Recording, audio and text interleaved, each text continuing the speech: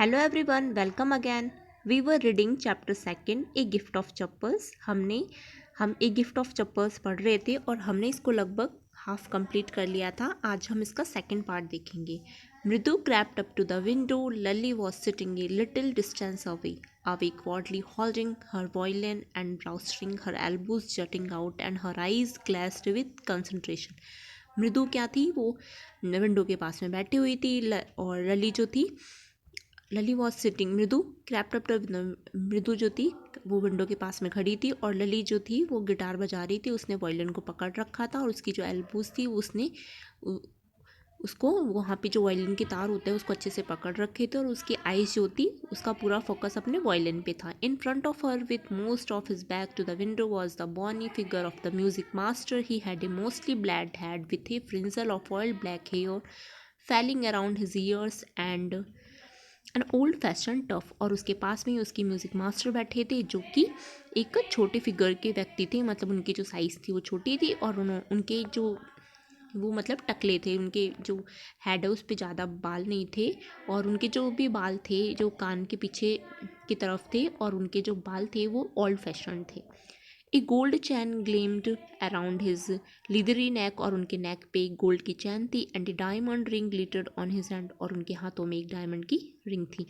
As it glittered up and down the stem of the violin, और वो violin को बजा रहे थे। A large foot stuck out from beneath his gold bordered vestee edge, और उन्होंने उन्होंने धोती पहन रखी थी जिसको तमिल में वेस्टी बोलते हैं।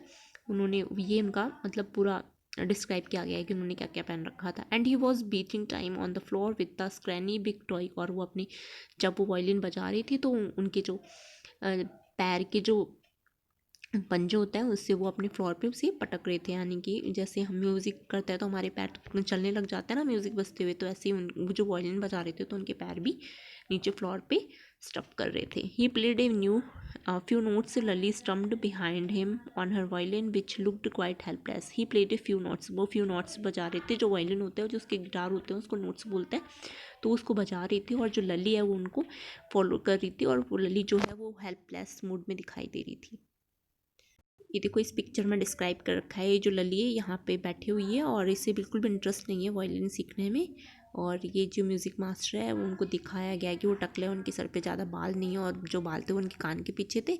और उनके जो टोज़ है यहाँ पे जो उनके पैर है वो कैसे फ्लोर पे हैं और कैसे वो उसे जब वायलिन बजाते हैं तो उससे अपने पैरों को भी मतलब बार बार ऊपर नीचे कर रहे थे। और यहाँ पे ये जो लली बैठी हुई है तो ये हेल्पलेस मोड में बैठी हुई है। And unhappy in her hands, और वो अनहैप्पी थी, ज़्यादा खुश नहीं थी। What a difference the music master's note seem to float up and settle perfectly into the invisible tracks of the melody. और जो म्यूज़िक मास्टर की जो ट्यून थी वो बहुत ज़्यादा परफेक्ट थी, मतलब उनकी जो वायलिन की जो तरीका है बजाने का वो बहुत ज़्यादा अच्छा था। वो वायलिन बहुत अच्छे से बजा रही थी, जबकि जो ललीज़ है वो अपना वायलिन अच्छे तरीके से नहीं बजा रही थी, वो परफेक्टली तरीके से नहीं बजा रही थी। It was like the wheels of a train flitting smoothly into the rails and whistling along, as Ravi said. Ravi ने कहा कि जिस तरीके से एक ट्रेन होती है जो स्मूथली जब वो ट्रैक पे जब चलती है तो कितनी अच्छी, मतलब उसकी जो विसल है बजती है जब वो सीटी बजाती हुई चलती है, तो उस तरीके से जो म्यूज़िक मास्टर था वो अपनी वायलिन को बजा रहे थे।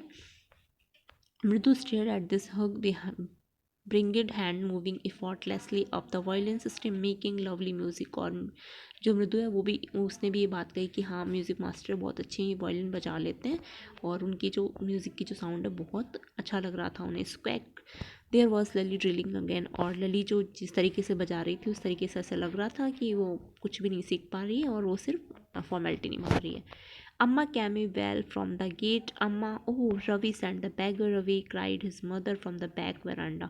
अम्मा came well from the gate. अम्मा जो थी वो गेट पे खड़ी हुई थी। अम्मा, ओ अम्मा आ गई है, तो ये बात इन्होंने बोली। Ravi sent that beggar away, जो अम्मा थी उन्होंने देखा कि उनके गेट पे एक बैगर आया हुआ है, तो उसने रवि से कहा, अम्मा ने, किसी बोल दो यहाँ से चला जाए। क्राइड हिज मदर, उसकी मदर ने चिल्लाया कि उसे बैगर को यहाँ से भगा दो। उसने वरांडा में से ये सारी बात बोली थी। जो अम्मा थी रवि की मदर थी। Where she was chatting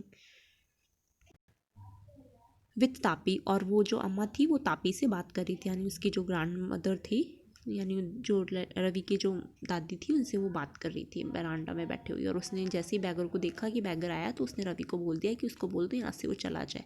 he has been coming here every day for the past week, क्योंकि वो जो बैगर है वो बता रही है रवि की मदर, वो यहाँ पे हमारे घर पे कई दिनों से आ रहा है, पास्ट वीक पिछले कई सप्ताह से आ रहा है। And it's time he found another house to beg from, Paati explain to Tapi.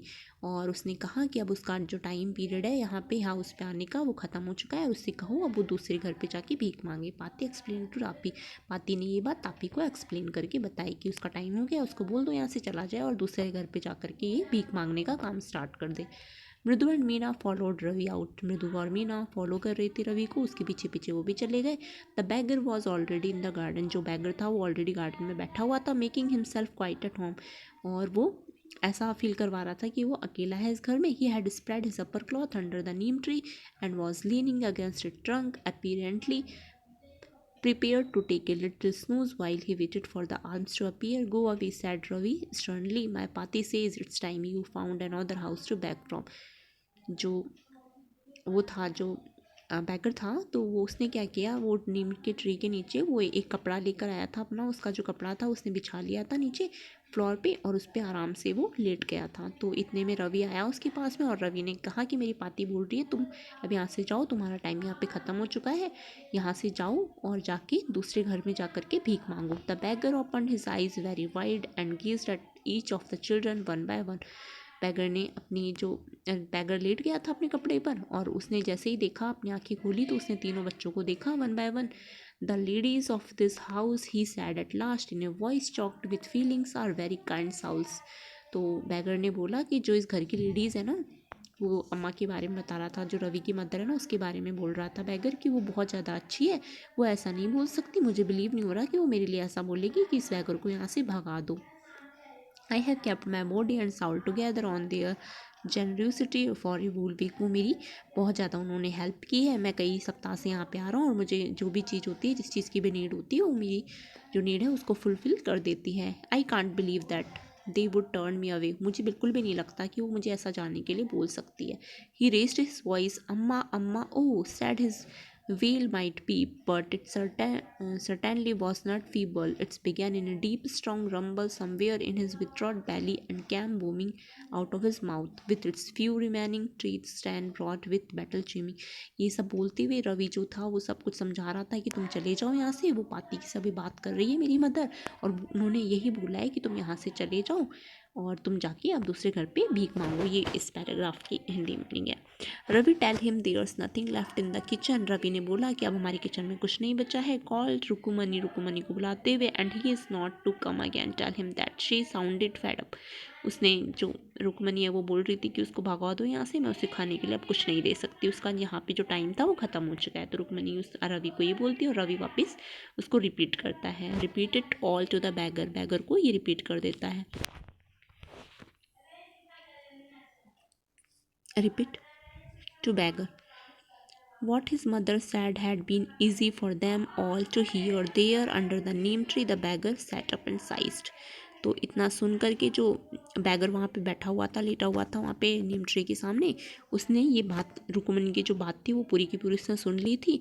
और रुकमनी ने इतना तेज बोला था, रवि को बोला था ना कि जाओ बैगर को मना कर दो, इसको बोल दो यहाँ से चला जाए, तो उसने उसने इतनी तेज साउंड में बोला था कि बैगर को खुद ही सुनाई दे गया और वहाँ से जाने के लिए रेडी हो गया। I will go, he sad clearly, उसने बोला कि ठीक है मैं चला जाऊँगा, डोंट वरी मैं यहाँ से जा रहा हूँ, only let me have the rest here under this tree, क्या तुम मुझे थोड़ी देर यहाँ पर रेस्ट करने का मौका दोगी।